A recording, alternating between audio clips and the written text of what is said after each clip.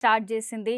నీ స్మైల్ బావుంటది. నువ్వు నవ్వుతే బావుంటావు అని కొన్ని ఇగా ఫ్లర్ట్ చేయడం స్టార్ట్ చేసింది. ఆ ఫ్లర్ట్ చేసింది గదా! అయిపోవచ్చు గదా!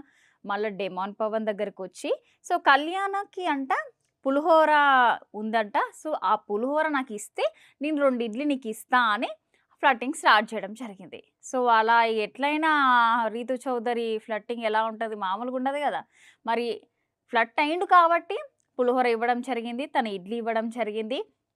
తర్వాత అది కంప్లీట్ అయిపోయిన తర్వాత డెమాన్ పవన్ గురించి మాట్లాడుకుందాం. సో, అది అయిపోయిన తర్వాత నార్మల్‌గా డైనింగ్ టేబుల్ దగ్గర డెమాన్ పవన్ నిల్చున్నాడు.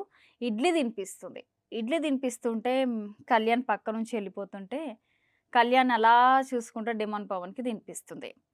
అంటే ఈ 2 దిక్కుల ఫ్రెండ్‌షిపే అని చెప్పుకోవచ్చు. కానీ అటు డెమాన్ పవన్‌తోని ఏం చెప్తుంది, కళ్యాణ్‌ని నేను ఫ్లర్ట్ జేసినా అందుకే నాకు పులిహోర ఇచ్చిండు అని చెప్పింది. ఇక్కడ డెమాన్ పవన్‌కి తినిపించుకుంటే ఏం చేస్తుంది, కళ్యాణ్ దగ్గరికెళ్ళి నన్ను అవాయిడ్ అంటే నాకు బాధేస్తుంది. నాకు డిఫరెంట్ టైప్ ఆఫ్ ఎమోషన్స్ కనిపిస్తున్నాయి అని కళ్యాణ్‌కి చెప్తుంది. సో,